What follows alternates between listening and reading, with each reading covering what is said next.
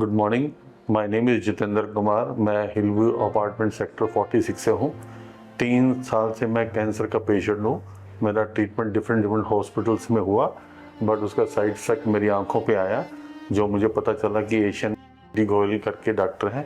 She is very excellent और very experienced doctor. सो मैं आज आया हूँ, इन्होंने कल मेरी आंख का ऑपरेशन किया। आई एम फुली सेटिस्फाइड और हॉस्पिटल का स्टाफ वेरी कोऑपरेटिव। इस पे किसी प्रकार की कोई भी हमें दिक्कत नहीं आई है। तो दूसरी आंख का भी मैं यहीं से करवाऊंगा। अभी सेकंड आंख का भी सारा प्रोसेस अभी आज से स्टार्ट हो जाएगा, तो मुझे लगता है नेक्स्ट वीक में ये भी हो जाएगा। Thank you for everything. ये हॉस्पिटल जब बना तब से मैं इन जानता हूँ सब कुछ, सब डॉक्टर्स को जानता हूँ। तो डॉक्टर्स ने नहीं बोला कि मुझे आपने कहीं जाने का नहीं।